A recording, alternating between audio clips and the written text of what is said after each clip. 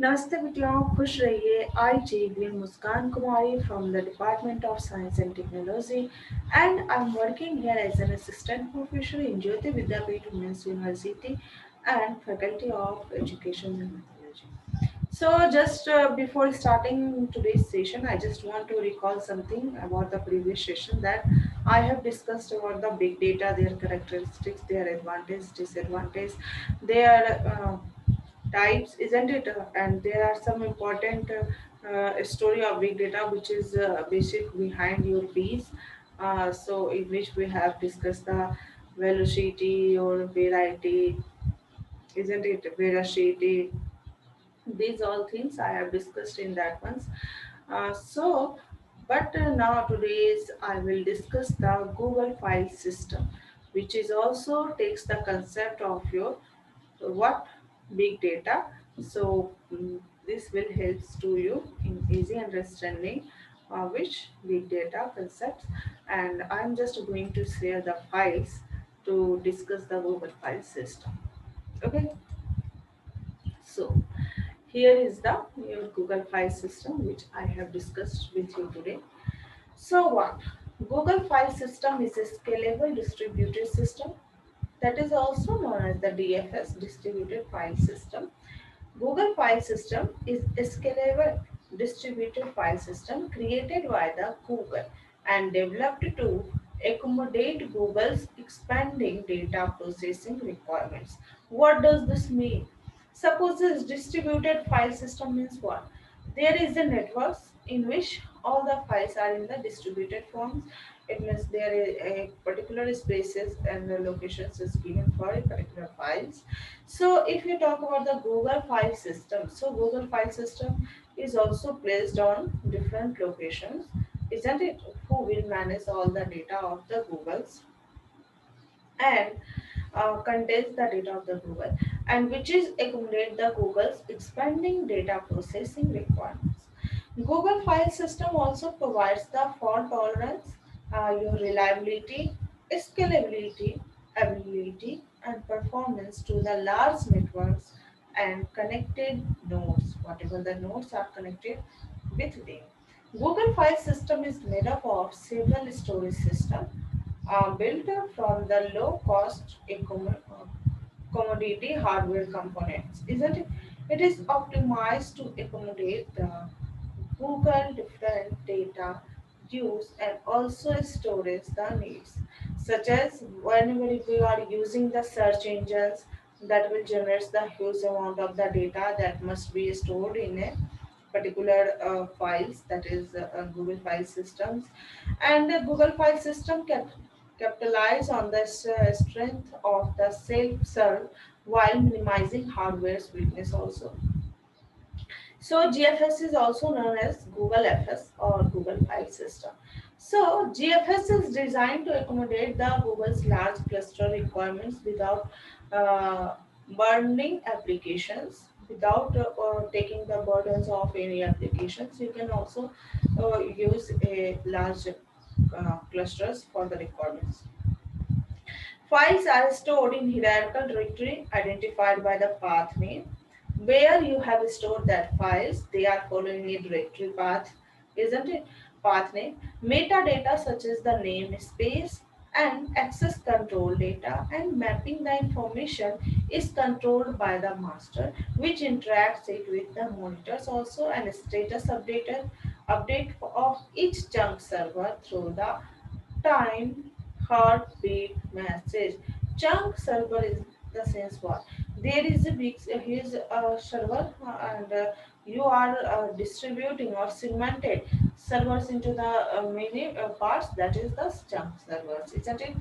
Uh, uh, so GFS features include the fault tolerance, critical and replications, automatic and efficient data recovery, high aggregate throughput, reduced client and master interactions because of large chunk server size, and namespace management and looking and high availability.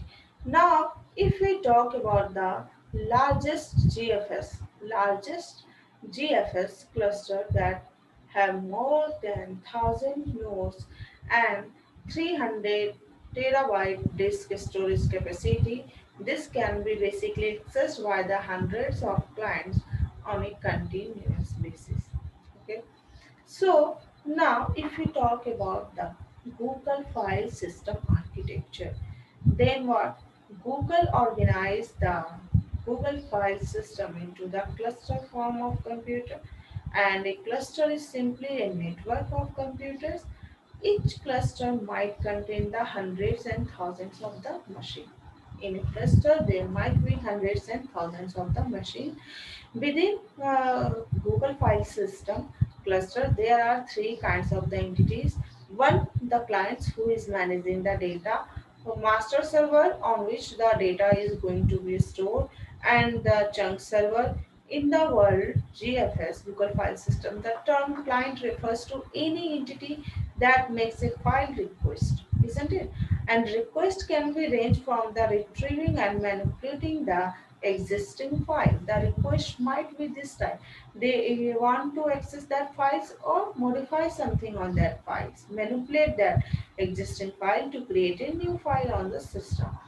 Clients can be other computer and computer applications. You can think of client as the customers of Google File System. Now, if we talk about the master server, master server acts as the coordinator of the cluster.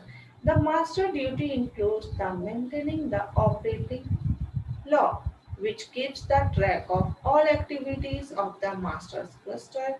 The operation log helps keep service interruptions to a minimum. If a master server crashes, a replacement server that has monitored the operational log can take its place. The master server also keeps the track of the metadata, and you can also say that upon the startups, the master polls all the chunk server is in the clusters, and the chunk server responds by telling the master server what contents of their inventories. Now, if we talk about there is only active master server per cluster at your one time, though each clusters have multiple copies of master server in case of hardware failure. Okay, the might be sound like a good recipe for the bottleneck. After there is only one machine according a cluster of thousands of the computer. Now, chunk server are the workhorses of the Google file system. They have basically responsibility to storing the 64 MB file chunks. 64 MB files are performing a chunk. The chunk server don't send chunks to the master server. Instead, they send request chunk directly to the client.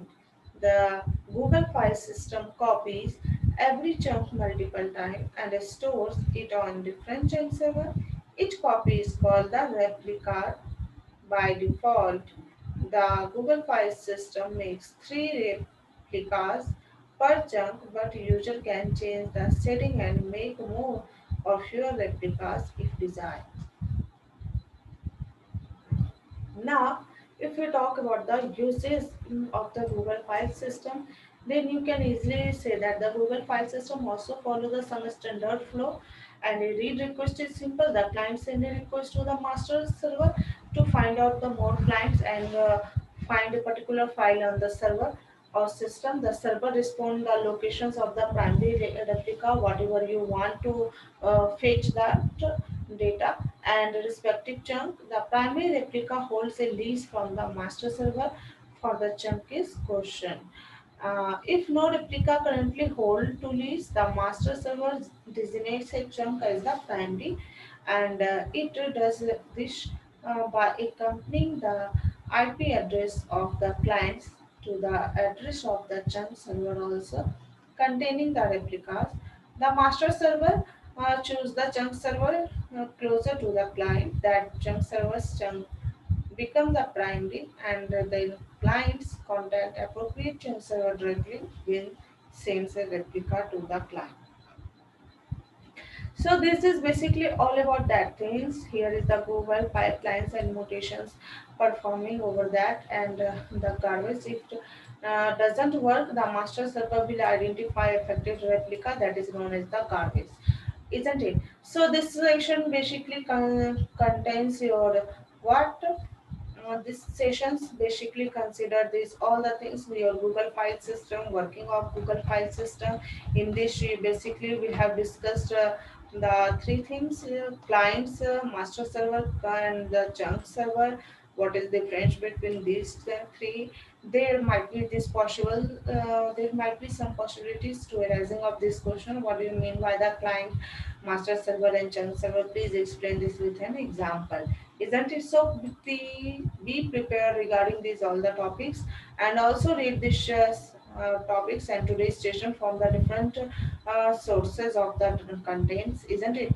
And read, and in case if you have any query, then please put your query in the comment section box.